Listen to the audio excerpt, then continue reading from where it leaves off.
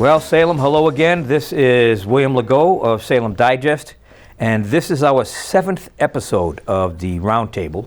We've had a variety of guests. We had a Vietnam vet who was a highly decorated medic to kick things off. We've had a tour guide operator. We've had a mural artist. We've had a couple of local photographers. We've had a women's world champion football player who lives up in North Salem. And we've had a Salem-based marathon runner who's probably, I'm waiting for Richie Stafford to fact check me on this, the fastest marathoner ever in the history of Salem marathon runners. So today we have somebody a lot of you are going to know, George McCabe, a man of many hats over the years. He's worn a lot of political hats, former city councillor, and spent a long time working for Congressman Tierney when he held office. So without wasting any more time, we're going to let George speak. So George, welcome to Salem Digest. And tell us about your background here in Salem, George. How long you been here? Where were you raised? What schools you went to? All of that good stuff. Sure, and thanks for having me, Bill. I appreciate it. I'm happy to do it. So I grew up in North Salem. I grew up on North Street in my family home. My sister owns it now, right up across from St. Mary's Cemetery. And as a kid, we hung out at the parks and played ball and all that stuff. So you were almost a Peabody kid. Yeah, we were like 10 houses down from St. Thomas. So you probably hung out with a lot of Peabody kids as much as you hung out with Salem kids, or yeah, was there still that separation? There was a Portuguese neighborhood there, so I knew a lot of the Portuguese kids from St. Thomas, so they'd filter down and play basketball at McGlew Park with us, and sometimes we'd go up their way, but that's the way we started to meet kids there, and we had a close-knit group up in North Salem. There was a lot of guys. We're still friends, Yep. all guys and girls and people you grew up with, and go through life. And it was a fun place to grow up. I caddied over Kernwood Country Club to make a few bucks when I was old enough, which was probably, 8 or 9 or 10, whenever they let you start. And there's still a strong Portuguese presence up there in that area. Yeah, it is. I noticed that knocking on doors a few years ago. Yeah. Still a lot of people, a lot of older people. Yeah. Didn't seem to be a lot of younger people still there. Yeah, there is. It was an interesting neighborhood. I actually went to Portugal a couple of years ago on a trip, and they do some of the houses in the close-knit neighborhoods that did the same thing. They had the grapevines in the yards, and Yep, absolutely. they make their own wine and grow their own food. And it was really interesting to see. Obviously, in Portugal, there's a lot more land, Right. But in the downtown areas, the house was very similar. They paint the foundations. It just Always little have things the trellis in the yard. Yeah, these are little things that you notice that were very similar to the ethnic groups in the Portuguese group in Peabody. Back in the day when you were a kid, and when I was a kid, the neighborhoods were a lot more distinctive and separate than they are now. Yeah. Now there's a lot of overlap, especially among the kids. I mean, you were a North Salem kid, probably a Mac Park kid. Yep. I was a Point kid, and then I was a Wharf kid, and those really didn't mix together. And even as a Wharf kid, you didn't hang out with the Common kids too much. You didn't hang out with the Willows kids. Did you run around the pit a lot? Did they still call it the pit back in the day? It was, yeah, McGlew. We were down there all the time. We'd play basketball there during the day, and we'd play football on the Sunday afternoons. Peter Gento, now he's a professional football coach. He used to organize a lot of the touch football games down there. Yep. In the summertime or in the fall, and then in the winter he'd organize hockey games on the ponds. There used to be a rink over at Kernwood. It's not there anymore. I think they put a drain in down along Sargent Road. Yeah. We'd go play there, and of course you could go over to Mac Park or whatever, but we kind of gravitated towards the Kernwood one, and Peter would organize games, and it was fun. A lot of pickup games. Yeah. Those were rough too back in the day. Yeah. There wasn't a lot of kids. equipment. You don't see too many kids in the parks playing tackle football anymore. Yeah. I only would make it to North Salem. My grandparents, my mother was born in North Salem, and my grandparents both lived on Orchard Street until they died. Oh, sure. The only time I would make it there on Saturdays during the summer to cut the grass. Yeah. That was the way it was back in the day. Yeah. The only time I really made it up there, other than that, was in the wintertime to sled at Kernwood. Yeah. That was one of the 2 big sledding spots Yeah. in Salem. That and the toboggan slide at Gallows Hill. Right, yeah, that's right. Toboggan slide was steeper, but you had a longer, bumpier run. Yeah, I think Kernwood people still go over there, I believe, for sledding. I'm surprised that they let them do that. In this days when everybody's Yeah. suing everybody for everything. Yeah. But Well, I don't know if they let them, but they're there. well, they don't chase them off. Yeah, I mean, Yeah. I think the only place I've really seen it is over by the Sergeant Road again, the 10th and 11th hole. Very, mild hills, and it's good for young families and stuff. I don't think Kernwood cares really. They're good. They've always been good neighbors to the city. They always have been. Yeah. Now, off the top of your head, I'm going to challenge you now, because I can't do it. I can only name one because my grandfather owned it, and then my uncle and aunt. Can you name all of the neighborhood variety stores back in the day? Because there were a few. I mean, I'm thinking of three. Well, there's Pleasant Market, which was on North Street, which was right before McGlew Park. That's still there. It's still there, yeah. It's still there. Larry's Variety was over on Balcom Street. It's condos now. Yeah. It was on the corner of School and Balcom. Bill's Variety, we're on North Street. Yep. Those are the three main, and the Food Mart up, but that was more of a supermarket. The top of Tremont. Yeah. And then there was that little one. Is that the one up at the end of Balcom? Yeah, Right in the Larry's. That's corner. Larry's That was Varieties. Larry's, That was okay. Pizzeni's, I believe. Yeah. You go in there and you get. They had the old coolers with water in them, the cold water, and I think the same. I think they had the NATO's had it too, I believe, down on North Street. The penny candy. They took over Bill's. Yeah, That was my grandfather, and then my aunt and uncle took that over. My grandfather had it into the 70s, I think, before he fully retired and turned it over to my aunt and uncle. And they closed it in, I don't know, 99 or 2000, I think. Yeah, I was going to say, it hasn't been that long. Well, it's 21 years now. Well, it just wasn't profitable. Yeah. I remember when the lottery came out, Yeah. 1971, 1972, Yeah. those 50-cent tickets. My uncle basically had a choice, to do. Lottery came in and it helped. But then the 7-Eleven came in down the street.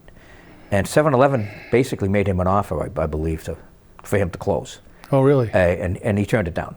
Huh. But basically he had a choice at that point to go with the lottery sales or go with beer and wine, or go with both. He wouldn't go with beer and wine. Yeah. I think if he went beer and wine, they might still be open today. Maybe. Yeah, who knows? But that wasn't his thing. He didn't drink. He wasn't interested in making money off of alcohol. So, but they still made it into the, I think it was 99 or 2000. Yeah, So when they closed. They had loyal customer base, people every day getting their bread and milk there, and you go in with a pocket full of change, you get a ton of candy. Yeah. Bread, milk, cigarettes, Yeah. newspapers, Yeah. eggs and bacon on Sunday. Yeah.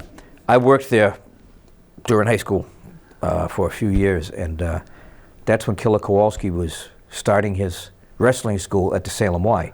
Oh, He went yeah, from the yeah, Salem yeah. Y to the Peabody Y.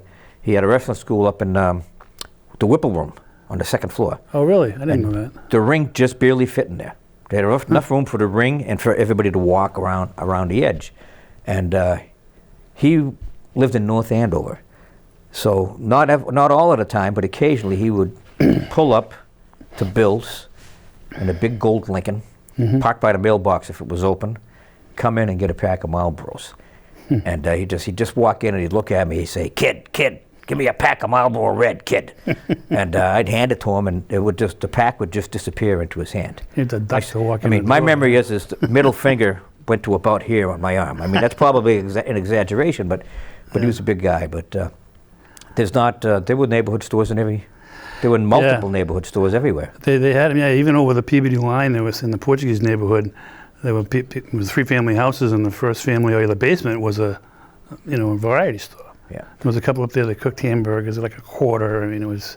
There was one at Forest River, and there was one at the Willows. Remember the one at the Willows on the right before the Midway? Yes, yeah. Yeah. Even the Willows had, which I was just reading something today, that when they laid out the Willows for houses, so it was public property where people camped up until then, and some guy developed it and he built all of those houses, and he had built into the deeds of each lot that you couldn't put a retail store or a public house there. Yeah. And to this day, there's nothing in that area like that. So, did you hang out at the Willows? Yeah. Oh, yeah. See, when I went back in our age, you probably remember. I mean, as soon as we were able to get on a bike, we'd go anywhere. It wasn't like kids today, or even my daughter. We were so cautious with her when she was younger, and that was quite a while ago. But kids just didn't go flying around the city like we did. No, you'd leave at breakfast. Yeah. You might not come home for lunch, as long as you called to say where you were at lunch. Yeah. And but you had to be home for dinner unless Yeah. you made prior plans for that. Yeah. Yeah, I used to like going down the Willows, and I still have a lot of good friends down there. You know, guys I met down there. Cannon Hills, the Willows, Yeah, the beaches. yeah. It was always a lot of fun. Salem was active. I mean, it was a lot going on. That was where you saw kids from the other neighborhoods still. Yeah, that's where you started to meet them. You know, because I went to let's say the private school, so it was the summer leagues and the rec leagues, and just taking off and meeting kids. And my sister was the park instructor at Juniper Point, so I was down there quite a bit when I was younger. And Dean Polito was my baseball coach. He used to own the pizza parlor there. Oh yeah, Dino's that's right. dad. Yep.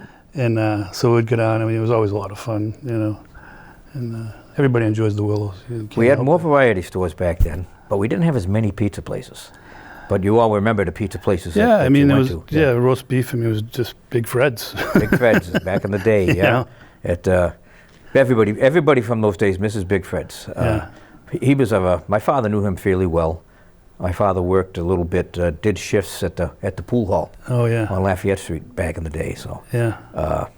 Freddie's still he's a legend. Yeah, I know. War veteran, semi-professional athlete, successful Yeah. businessman, kind of guy that built this town. Yeah, you did in well. reality, Yeah. yeah. So you went to private school. Did you go to the high school? No, I went to the prep. I went to St. John's. You went to St. John's. Yeah, yeah. So when I got to meet another group of folks there that I'm still friends with today. We had a 45th anniversary. I was going to say my 40th was my last one. So We had our 45th a few years ago. It was a lot of fun. yeah. You went. Have you gone to many of your No, I went to like the first couple, and the problem was we were all getting married, and Right. the wives didn't know each other because it was all boys, yeah. so they weren't having that much fun. Yeah, they were. Yeah, they. You know? That's fine. I've gone to one. I figure Yeah. if I make it another 10 years, which is my plan, Yeah. maybe I'll go to the 50th. Yeah, See who's still around. yeah, yeah. The 50th would be our next one, I guess. Yeah. Well, I graduated '79, so my 50th would be 10 years from now. 9 years. Oh, 8 years from now. My math is horrible. I just don't know what year it is, I guess. 50th would be 26, so Yeah. I guess it was our 45th. The 45th is coming up, I guess next year. So your 50th will be the same year as Salem's 400th anniversary. That's right. That's right. That's the right. Yeah. Quad centenary. Yeah. Wonder what they're going to call that. The don't witch know trials what- they called yeah. the tercentenary, and then I think they called Salem's 300th a tricentenary. So Yeah, I remember the big celebrations. Well, it was 76 when I got out of high school. That year was, I forget what the anniversary was, but it was, with huge events going on all the time. well, that's 200 years from 1776. Yeah, 76. They put That's right. they put the Washington Yeah. Arch up that year at That's the- right too. the main entrance to the common, not Yes, the that's right, original that's place. right. Now it's back in its original spot. That's right. And there were originally 5 of those. No, I didn't. There was the one at the main entrance, Yeah. and then there was one at every other entrance, smaller Oh. ones. So I didn't know that. Yeah, that was, but not in '76. That was Yeah. back in 18 whatever when they. It was a fun year. I remember because we did graduation early May, and then it was just like one long party all summer. Well, there's a lot you going know. on. I mean, you had the 4th of July. Yeah. You remember the original Heritage Days. Oh, Which sure. we still loved have, it. but We loved but Heritage it's not Days. like they were. You Yeah. had the big parade. You had the fireworks at the end of Washington Street. Yeah. The Boys Fit Band used to play on the small rotary that used to be there. Yeah. And now I ask a lot of Salem old timers, and we're old timers, George. I know, like it or we not. went there. I figured that part out. I ask them if they remember Bastille Days. The Steel Days. It's a familiar name. What is it? It didn't last long. It was commemorating the French Revolution. It was just something that the Chamber of Commerce came up with to get people to go shopping.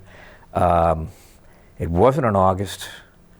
I think it was in June, maybe May. I don't know, but it was just a weekend thing, Bastille Days, and they had a few small events to go with it.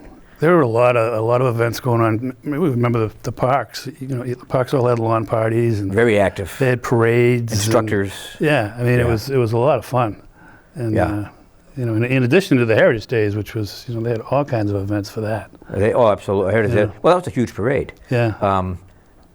I came back to Salem in '97, and I went to work for a place up on Swampscott Road. Yeah. And when Franny Grace was working for the city at the time, she was the recycling coordinator. Yes. Yeah. And yeah. And somehow she was involved with the Heritage Day. She was on the committee. They must have had a Probably, committee. yeah. And when she found out that I worked at the old Maynard Plastics up on Swampscott Road, which was called Yeah. Atlantic Extrusions at the time, she immediately talked me into going to the bigwigs and getting the donation to the Heritage Day Parade. Okay. And they yeah. ended up just about giving, I think, a $1,500 check. But she explained to me that the Shriners, because they had the Shriners every year. Oh, yeah. In 1997, it cost you 10 grand. Yeah. 10 grand to get the Shriners to come to the They were parade. always expensive. So when people ask about how come we don't have those big parades anymore, Yeah. if the Shriners cost 10 grand in 97, what do they cost now? Yeah.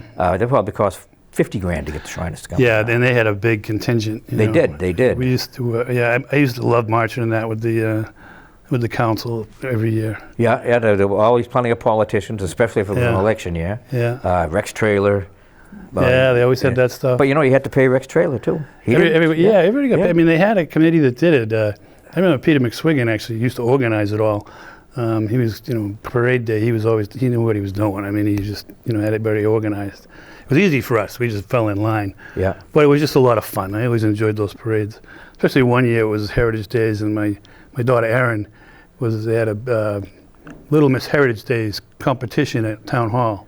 Yeah, just one of those smaller events. Yeah, and they got to, whoever won got to ride in the car with Miss Massachusetts, and lo and behold, Erin wins. Oh, nice. So yeah, so it was cute, and I think she was 8 or 9, and that day was special because she was in the car and she wasn't too far from us. She's old enough to remember that too. Oh yeah. We actually got a video of it. It's an 8-track cool. or something, or a tape. Of just that or the whole parade? We got pictures from the parade, but Yeah. we've got tapes of the competition itself. Yeah, okay. I remember my wife and I were sitting there, and we were down to like 2 people, and I looked at Lisa and I said, I think she's going to win. It was cute as hell. Yeah, that's a hell of an She had a experience. little crown and she Yeah. had a little sash on, and she was Yeah, and that she'll remember so that. happy. Oh, yeah. She'll remember that forever. So, Yeah. but no parade anymore. It was just cost too much money. But now we do the 4th of July fireworks. Yeah. And we still do fireworks on Halloween, except for Yeah, this past year. they've made a nice And, event out of 4th of July. Yeah, and the only parade really is the Halloween parade, which is Yeah. really the only, that and the Mayor's Night Out are the only events for the kids anymore. That Yeah. Yeah, it's too especially bad. in I mean, October. it got very expensive. But, Yeah. So, maybe they, hopefully they'll try to put something together for the 400th. I would think. oh, there's a committee already working. They've been I know. working I on know things they've been for a working couple on of it for a years. while. So Yeah, they're hoping. I don't think it's going to happen. I think the be-all, end-all is having Pioneer Village moved by then.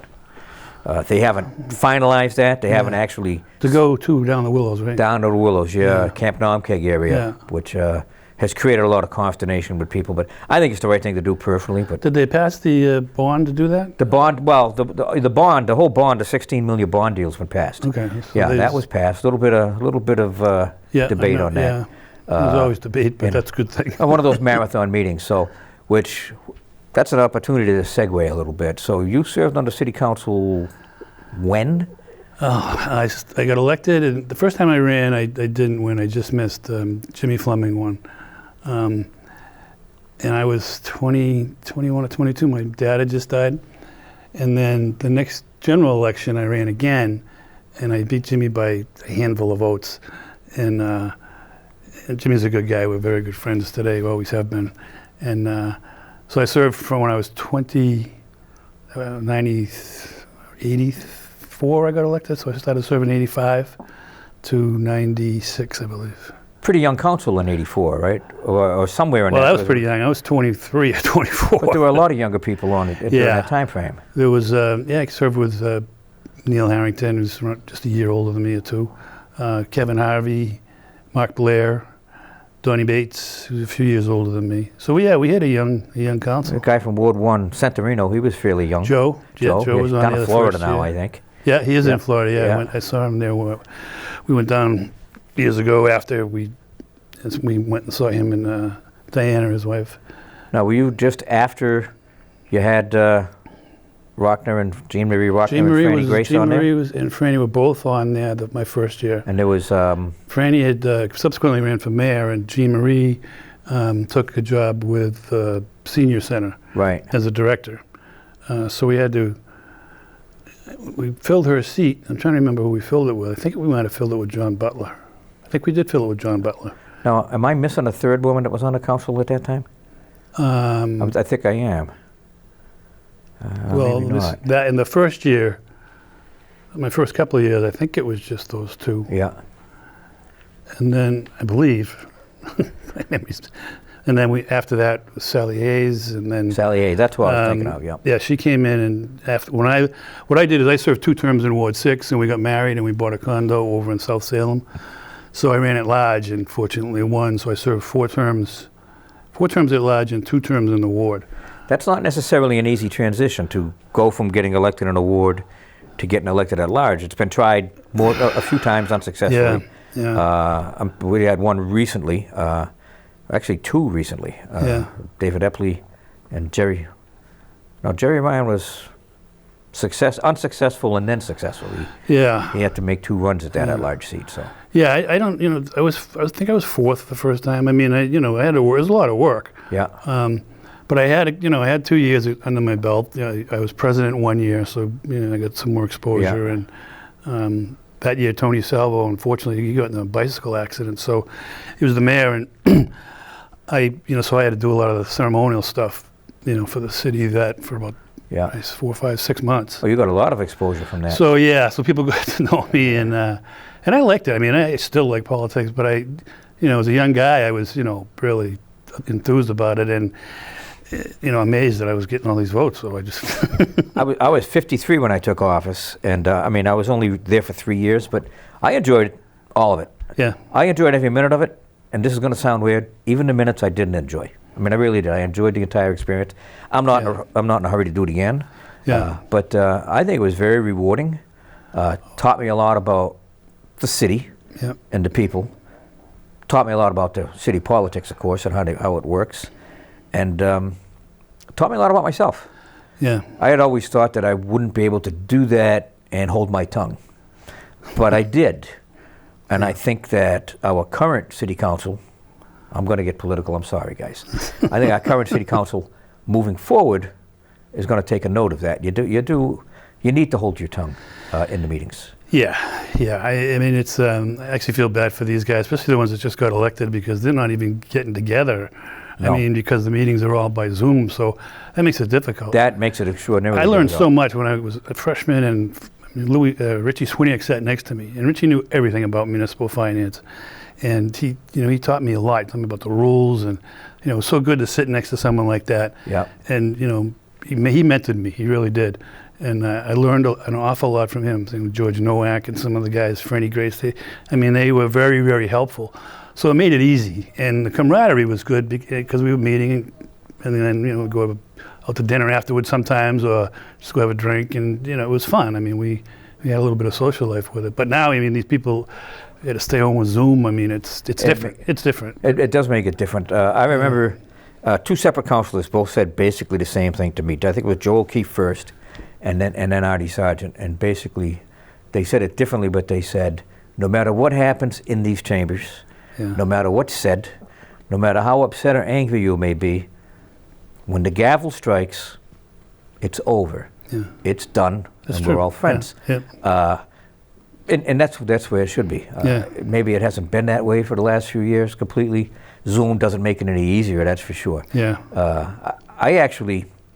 I was going to a lot of council meetings over the years because I covered it for Salem Digest for myself, for my own purposes, but I don't really attend as many of the Zoom meetings. It's not the same. Yeah, I've watched a couple, but I used to watch more of them when they were on. When they were just on. Yeah. So you were on prior to Salem Access Television existing. We've been around 25 years.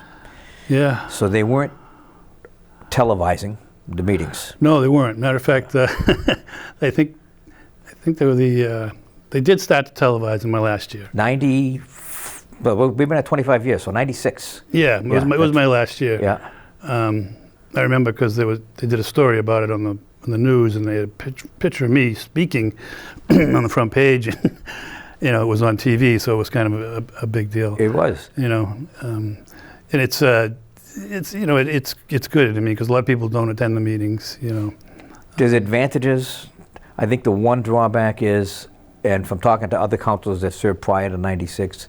Is the meetings go a lot longer now, consistently than they used to. Yeah. And it's because of the cameras. People know they're on the cameras. Yeah. They want people to see them speaking. They want their constituents to hear what they have to say, maybe more than once in a meeting. Yeah. I think Congress suffers from the same thing with the C-SPAN. Oh, definitely. They're up there. They're not talking to anybody. There's nobody in the Yeah. chambers half the time. Right. But they're just talking to the cameras. They're speaking to the constituents. Yeah. So that's a drawback, but it's outweighed by the advantage of more people having access to the meetings. And this pandemic has brought even more access, as Salem Access TV is now covering many more meetings. They're covering all of them, just about all of the major meetings of the boards and the commissions too. Well, it's working in some cases. People working at home is working. One thing this pandemic's done is it's kind of give us an eye, a view of the traffic. It's not as bad anymore because a lot more people are working from home. I have to go to Boston every once in a while, and you go early in the morning, and it would take me sometimes up to 2 hours to get from my house to Boston and near Dorchester area and Brookline, and now I'm flying there, even in 40 minutes or whatever. Yeah, there's not as much traffic on the road. So I mean, plenty of parking downtown. Yeah, I mean, even after this, you got to kind of hope that it sticks in some companies because, we were choking with traffic here, and it's better, I've talked to some people that work for places in Boston and other more local companies that have been told that regardless of the situation, they'll be working at home at least through 2021, maybe into mid-2022. Yeah. It may be the wave of the future. Yeah, it should be. It should be. I mean, especially, in Boston, the whole metropolitan area. I mean, it was just, the traffic is ridiculous. Until we spend, the several $1 billion it needs to have all the correct public access to public transportation, Oh, what a mess. home's a good version. Yeah. Home's a good way to do it. As long as the work's getting done. Yeah. I would be afraid personally that some of these companies would take advantage of that in order to start paying people less. But they're making the argument that, well, yeah, we're paying you to do your job, but we paid you that extra 10 grand because we knew you had a long commute back and forth and it was inconvenient.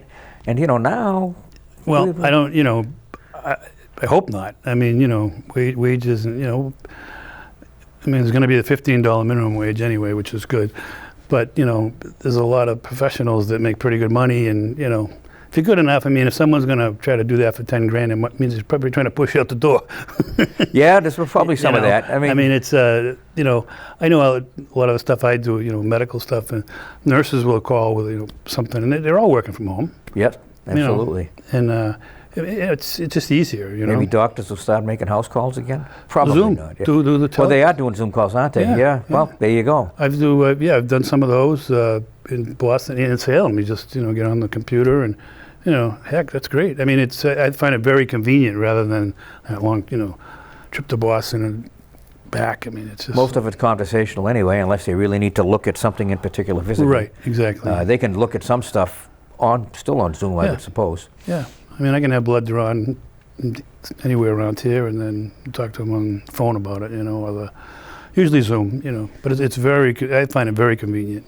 I'm sure a lot of people do, They do. It's an interesting world that we suddenly find ourselves thrust into. As I walk around town, don't see as many people around. You walk by and you see 10 people in a restaurant and you go, oh my, they're busy today. But they're not really busy, but in a relative sense, they absolutely are. So a lot of businesses are struggling, of course. There's been some private attempts to help these businesses. Of course, I think that the second round of PPE is going on by it's the government. coming up this week, yeah. But businesses are closing.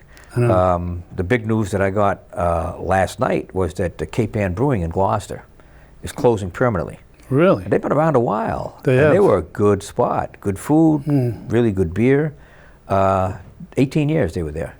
And they were there for probably 10 without any competition. They were there. They were one of the first in the area, if not the first. Yeah. And they've closed the doors. That's interesting. And the last time I went up there, I took a close look at the building too for the first time, and I'm pretty sure it used to be a Pizza Hut.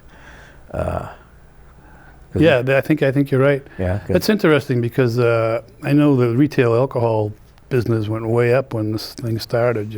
It is, but I don't think that they had as big a distribution as some of the others, like Notch. Oh, that particular, yeah. That particular yeah. Cape Ann, I don't think distributed beer to the retailers. If they did it on a small scale. Yeah. I think what's keeping a lot of these places barely above water is the fact that their retail numbers have gone up, the package stores. That's right. Their restaurant numbers have gone down, obviously, distributing to the restaurants, but their package store, liquor store, retail numbers have gone up. Yeah. And they're doing curbside, and you can do curbside pickup too. And I don't know that the market is there for craft beer curbside pickup in Gloucester. I'm not familiar with that local market so much. But I read an article a couple of years ago that worldwide, that the craft beer industry was starting to settle down. Oh, it's going to. It wasn't growing as much as the growth level had stopped. But it all started out on the West Coast. Yeah. And I guess more breweries are failing out there now, closing out there now. Yeah. And it's going to sneak over here anyway. And it'll only be the stronger breweries with good distribution that are going to survive for any period of time. And that's just business and business 101 really. Yeah. You take a brewery. I mean, there's two ways you can distribute beer. You can make beer and distribute it professionally. You can be what's called a gypsy brewer or a contract brewer, where you brew your beer at somebody else's brewery. Some of the bigger breweries, Ipswich does it. Yeah. You brew your beer there by contract. They brew it for you to your specifications. Yeah. You do the quality control and stuff, and you distribute it out of there. Or you can start your own brewery.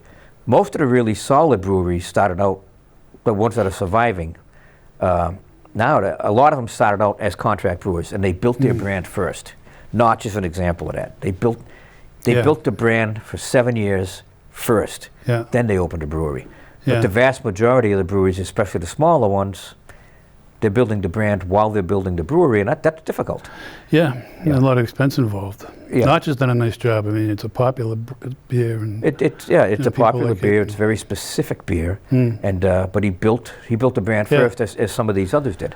Yeah, And no, so Chris has done a nice job there. He's done well. You saw he just bought the. He's now the possessor of the Vincent's Chip neon sign, the Witch. I didn't even know that was still around. It's been at Beer Works for a long time, but they haven't been lighting it up because it overwhelmed all of the other lighting in there. Yeah, was it? I wouldn't say it's in rough shape, but it's not in great shape. It's dirty. I think. Well, you can restore that. Oh yeah, no, there was been the guy that restored it for Beer Works in, I think it was '95.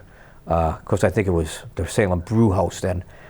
He's still around. Yeah, I saw. I think I read it on one of the social media sites. It was an article, and he commented, "Hey, I did this to this sign, so many years ago." Yeah, I hope you read it on Salem Digest, because we were there Probably when they moved was. it. We did. I did a live video of them taking it down, and moving it. Okay. But there are no solid plans as to what to do with it yet. Yeah. That's up to Chris and Notch, and he'll decide what he's going to do. But I put that video out, and I put some posts out, and between Facebook video, Facebook posts on 2 different pages, and Instagram, it reached like 90,000 people in 2 days. Really? Oh, it's amazing. The numbers on social media. Wow. When you run a business page, Yeah. you can look at That's look at the amazing. That's numbers. a tremendous amount of views. You Wow. can, absolutely. It went. You gonna use keywords or something? Or? Well, I don't use hashtags so much. They help. Yeah. But basically, it's just the subject matter. Yeah. And it's a Salem-based page, so if I feature anything that people remember but kind of have forgotten about like that, it goes crazy. Yeah, I can imagine the history stuff people want to see. Yeah. When I first started the Salem Digest Facebook page, I decided that I was going to put up old photos. Yeah. So I started looking for old photos online, which is easy to do. But what's difficult to do is find proper attribution, or I would find this photo and I'd post it. I might clean it up a little, and somebody would come at me and say, "Well, that's my photo. You can't use that." I go, "Well, there's nothing saying it's your photo. They're gonna mark There's it, no watermark on it, and isn't that a 1935 Salem News stock photo? How do you own that?" So, I mean, I like to give credit when I can. Yeah. Like, it's easy now because a lot of that stuff comes out of the Salem State Archives. Yeah. They cleaned up a lot of photos. Yeah. But I figured out how much the reach of social media how far it can go. I posted a photo from Salem State, which was a Salem State Archives photo at the time, but I didn't know it, of Career Day in like 1971 or 1972, standing under the old clock. Oh, yeah. And in the plaza. And it was a picture from Career Day. Somebody had the brilliant idea of inviting the Hells Angels Oh, I saw that picture. to Career Day. saw So that. I posted that, and in a matter of 2 days, it reached 40,000 people. Yeah. I couldn't. I said, what? How does that? And so then I figured out. I saw that. One of Yeah. the Camadas was in there, right? The picture? He's what's his name? Carl Peretta. Oh, Carl Peretta. Carl That's Peretta. right. That's right. That's right. And then I can't remember the guy's real name. His buddy, big tall guy, they called him Hobo, and Camarda. Yeah, a lot of people in there. And Yeah. I think Camille Bell is in there. Oh, was she? Also, yeah. I remember seeing it. It was interesting. Yeah. Okay. So, but that just explained it to me. So, and then I do the food page too, and all I have to do is put a picture of a chop suey sandwich up, and tag the Salem Willows group, and I'm guaranteed 10-20,000 views Wow. at least, very, very, very quickly. It all ties in together. I tag Salem Willows shares it, and boom, it goes all over the world, because there are Salem residents like any other city this size, Yeah. all over the world. Right.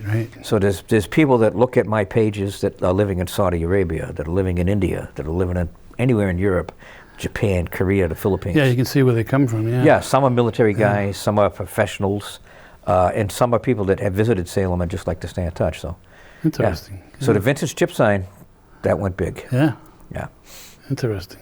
Politics stuff goes big too when I start, depending on what it is. If Yeah. it's controversial, I'm really careful about mediating and making sure that no ugliness and foolishness goes on the page, which upsets some people, but it's my right, it's my page. Yeah, it's kind of hard to do today. Yeah, I mean, I basically got a don't call anybody a name rule. Yeah. And I, over the years, I've had to enforce that less and less, because people just have learned not to do it. Yeah. I mean, it's a great forum for discussion. When people hear both sides. The nastiness is just. Oh, I can't stand it. It's just. People think it's justified. No, it's not. But I've been guilty of it to a point a couple of times, a few times. I think try we all- not to. Yeah, I think we all have. You gotta learn to walk away in life, and that includes on social media. Yeah. You can't. It's the old saying, you can't go to every fight you get invited to. No, because you're gonna end up getting beat up a lot. But you see things, from my point of view. I mean, I see a lot of stuff because I was in government so long. I kind of know a lot of this stuff. Right. What's true and what's not. And the untrue stuff is just overwhelming, and it's like, okay, but people believe it, and what are you going to do? Spend all day trying to explain it to people? Well, we They're deal not with going to that believe you anyway. We deal with that locally all the time. You hear Yeah. accusations about different elected officials, and sometimes it's just face to face. You hear it. Other times it's online, and you think, "What are you talking about?" I've gotten friendly with an ex-city councillor. I'm not going to say who. I think you served with him. Who makes and he served in the 90s, and he makes all kinds of accusations about current administration, past administrations, and all of the secrets of Salem City government. I've got another friend that is big on that too. They both trace the corruption in Salem back to the Masonic Temple fire and the Armory. That when the Armory got sparked up by that, I can't remember his name now, and then the Masonic Temple, he's saying that the accusation is that the owners of the Masonic Temple started that fire themselves, because all of the city's important historical land documents were stored there, and they all burned up because there was a lot of shenanigans involved there that they didn't want anybody to catch on. So this goes back to the 90s. I don't recall no. ever hearing that stuff. You don't hear remember it except for just a few people who they assure you that this guy was corrupt, and this guy was corrupt, and this guy was corrupt, and this person was corrupt, and they know all the secrets. And my answer to them is always, tell me, show me. Yeah. I'll be happy to use this to Yeah. build, to bring this to the public. Show me. Show me your evidence. Yeah. And I can't do that. Then there I is- never heard that. I do remember the day of the fire because I wasn't in Salem. My wife and we weren't married yet, but we had gone to Florida to visit my aunt, and we had taken a few days to go over to Fort Lauderdale. And we came back from the beach and turned on the TV, and it was on the national news. Oh, sure, you had. And You had the in February of that year, you had the St. Anne's fire. That's right. Then you had the Armory fire, the Masonic Temple fire on the same night, and then they caught the guy who's trying to burn down the police station. I remember that. Yeah. So, and I think I'm pretty sure that most people in the know believe that he started that St. Anne's fire too. Yeah, I remember they were close proximity. I forget the guy's name, but it's. It's in the top of my head because he was an interesting guy because he was under the stewardship of a local lawyer who I think just retired. He was some sort of a foster home situation. Oh, really? Or whatever. Yeah. I don't want to name the lawyer. Yeah, no. I don't drag any names into it. But and then he got arrested again years later. Chief St. Pierre, who was a patrolman at the time, or maybe a sergeant, arrested him. And then 20 years later, 25 years later, his kid arrested him for something else. So Really? So it's an interesting story. Why can't I remember his name? I can't remember it either. Yeah. But I was, what year was that? Was 82? Early 80s. I was in Japan. Yeah. I was in Japan. Oh, okay. And I didn't hear about it until my aunt gave me a subscription to the Salem News. So the Salem News would come to Japan, but I would get them like 2 weeks late. They would be 2-3 weeks old. Yeah, that sounds about right, because Yeah. we got married in 84. We met in 19. Yeah, that's probably about right. Yeah. It was, if I remember, so it was 2-3 weeks after the fact that I found out about it. Yeah. Should have saved all those newspapers, but there's some really nice pictures of all of those fires out there. Yeah, people collect those, yeah. And there were a lot of fires in downtown. I remember, actually, I was there. I wasn't there. I remember them putting the fire out the next day when Gerber's burned down. Oh, me too. There's been some really nice pictures of that out there. I remember sitting in a pewter pot with my sister a couple days later.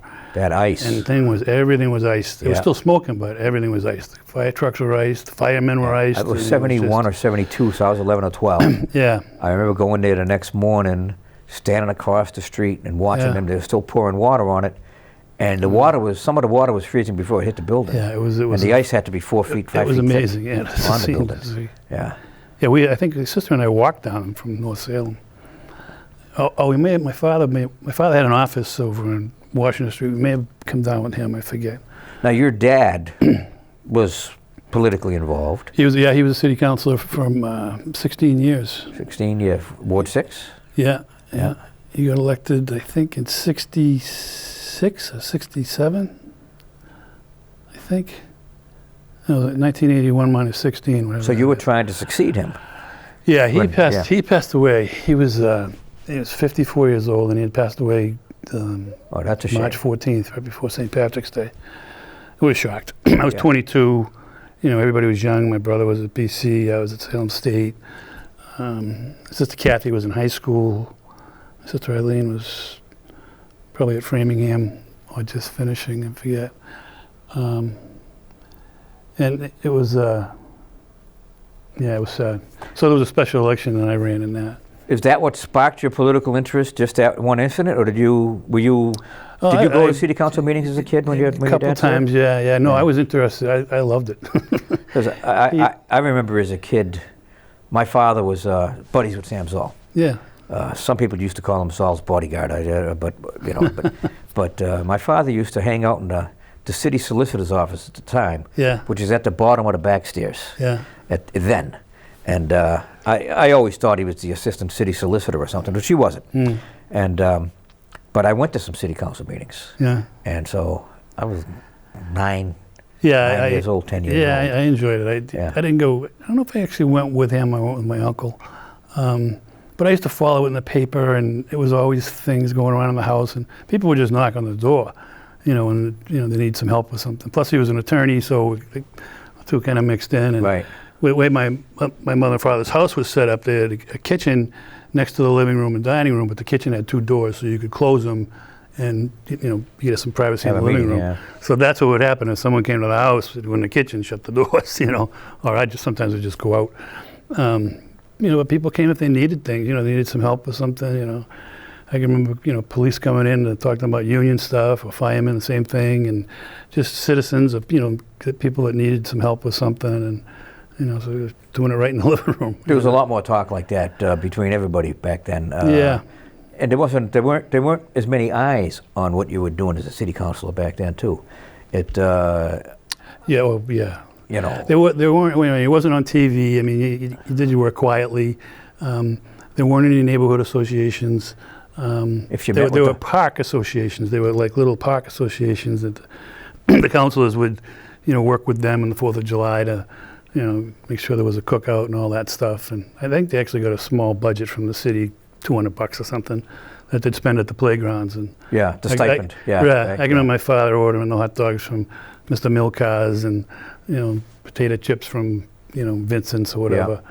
And, but if he met with a union guy from the fire department, they didn't have to make a public announcement about that. Oh, no, there was no right. caterwauling about nobody knew you were meeting. People should have known. How many other councilors were there? Oh yeah, no, this was one-on-one. I mean, Yeah. it wasn't. He was well aware. I mean, the reason. I mean, he was always sympathetic. He knew a lot of the firemen. He knew a lot of the police officers. My grandfather was a police officer for years, so he was always sympathetic to their plights, and he had good relationships with the mayor. So, I think that maybe those are some of the reasons they came to him. But he was a good guy. He liked to help people, and he had a big hearty laugh and enjoyed life. And I miss him dearly. Yeah. So, Yeah, 22. That's 50. He was 54. You were 22. That's rough. That had to have been a shock. So yeah, it was. Yeah. But today, if you have those casual meetings, people expect they expect to hear about it. You just run into somebody on the street. It's one thing, but somebody comes to your house, or you go to their place, or you sit down and you have a meeting to discuss city business. You're expected to be, you're expected to tell people about that. It's an odd situation. When I first, actually, the whole time I was, the whole 3 years I served, I would go into Red's for breakfast once or twice a month. Yeah. And about half of the time that I went in there, I'd ask for my bill, and they'd tell me it was taken care of. And I'd ask, say, who's taking? I said, John. I thought it was John. I said, John can't do this. They go, it's not John. It was a customer. Yeah. And they wouldn't tell me who. And I finally figured out who, only because of it was always when I went there earlier in the morning, and he was the one person that was always there, and I couldn't figure out who's buying me breakfast, and why.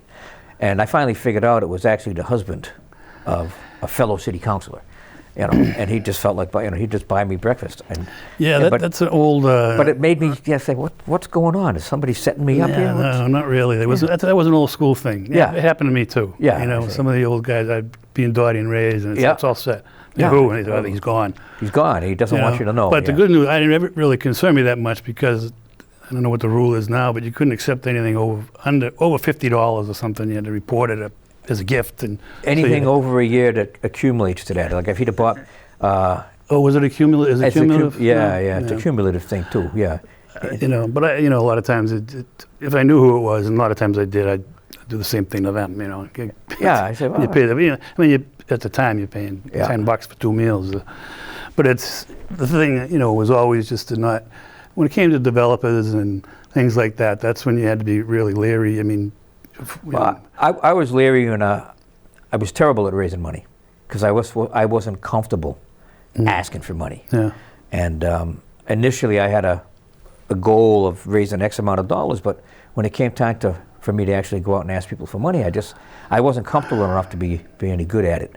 And I ran both times on about $2,000, a little over each time. Yeah. And that was basically for signs, bumper stickers, and literature. Yeah. But the whole asking for money thing is the hardest. It's the hardest part. I mean, it's it's because you're asking. People are usually pressed. I mean, no one's really that wealthy around. No. I mean, some of the you can raise money from people that have businesses and stuff, but it's hard. It's hard. Well, the biggest check that I got a nice check from my cousin who lived out in Washington State at the time. Mm-hmm. But I got at the time it was $500 was the max you could get. Now it's $1,000. Yeah. I don't think it's gone up again. And I got a $500 check from an attorney who specializes, a local attorney who specializes in development, always before the planning board. He came to my fundraiser, and he wrote me that check. And when I looked at that check, I actually sat there for a few minutes looking at it, thinking, should I accept this check? I mean, it's legal to accept this check. Yeah, I know. Or should I return this check? And I knew the guy. I had known him for a while. I dealt with him, with his kids at the Y and stuff, and I kept the check, but I put it in the back of my head. All right, and he never asked me for anything untoward. He never asked me for anything except to come to some meetings at his office with developers to go over plans when they were getting ready to go before boards. And as an at-large councillor, I always insisted that the ward councillor be there, but usually he'd already invited the ward councillor. Yeah. So that was the only thing, and I don't think I was doing that because he gave me $500. I was doing that because it was the right thing to do. Yeah. Developer has some plans, they're going before the city boards. Yeah. They want your opinion, they want to know what you think, and that's part of your job. Yeah. I always found meetings like that helpful, and I usually did it with, I don't think I ever did it with the lawyers or the developers themselves, but I'd set up neighborhood meetings. Absolutely. So that quite a few of those. So that we could get things done, and if we wanted to changes, get them done ahead of time, even before they get to the boards. Right. And it worked out well. We'd go to someone's house, and they were amicable, and they would make changes. I mean, they'd say, "Well, you want to do it this way? We'll do it this way." They always do. They're very accommodating if but you have to know what to ask and what you're looking for, because like everyone else, they start up here, but they know they can live here. Oh yeah, So you gotta work it down to what's acceptable. Yeah. I laughed very loudly when I saw the plans that the new owner of the Shetland complex had to build a 15 or 20 story, couple of 15 or 20 story towers along the canal, and I said, all right, that means they want 10 stories probably. Yeah. And I don't think they'll get that. Yeah, that's probably coming up this year, I would imagine. I don't know. I don't know if they submitted anything yet, but they haven't submitted. I don't think we'll see that this year. I think that they're in their transition period, trying to get used to what they have, they're planning, I'm sure. But I'll be surprised if any of that comes up this year. But it might. You never know. Yeah. I mean, that's a valuable piece of property. That's going to be huge. They're going to want to put some housing there. They're going to put some retail there, and I'm quite sure they're going to want to put some sort of a boating area there where you can pull up and dock your boat. Well, that could be. I mean, that's going to take some work, but take a lot of work. That has to go through the state and Army Corps of Engineers and all that. And expensive. EPA, all of that. Yeah, they're just going to. That's a lot. And there's a lot of there's Cove Boat Yard is right there.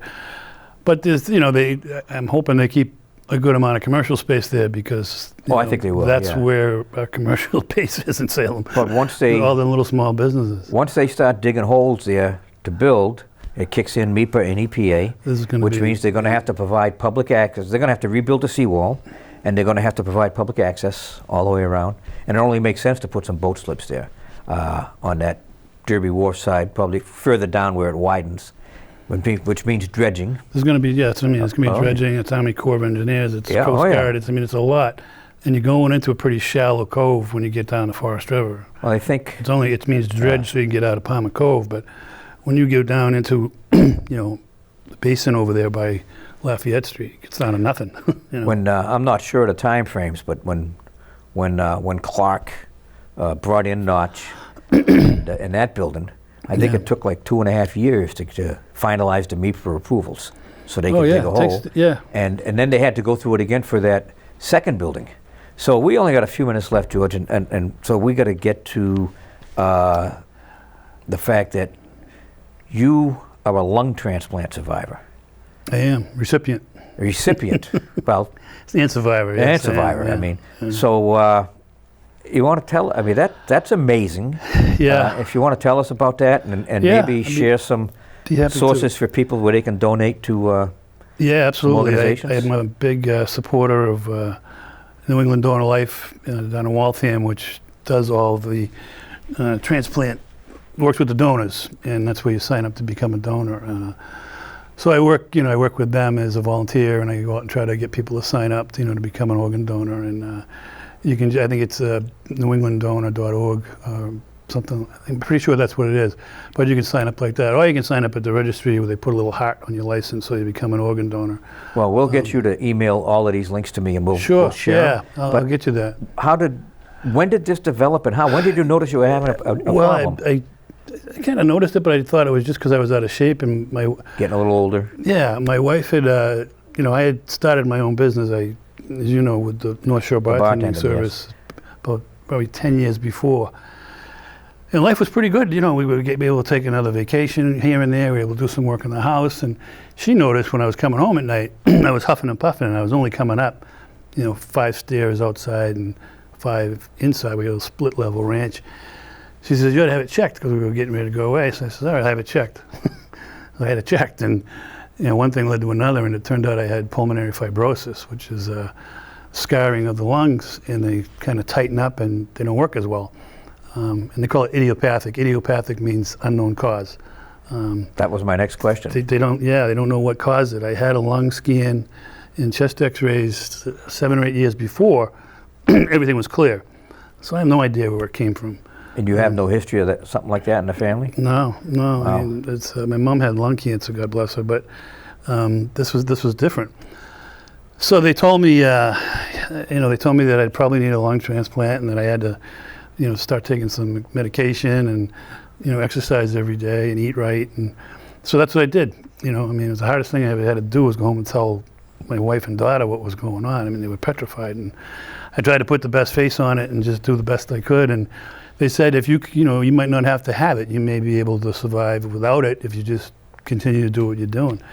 And what happened was, that was in 2017, at the end of 2016, November, and then at the end of 2017, I came down with pneumonia, which changed the whole thing around. My blood oxygen level was below 90. It was like 82, and I told her, I said, you got to call the ambulance. And one thing led to another. They took me to Brigham and Women's in Boston, and they said, you need.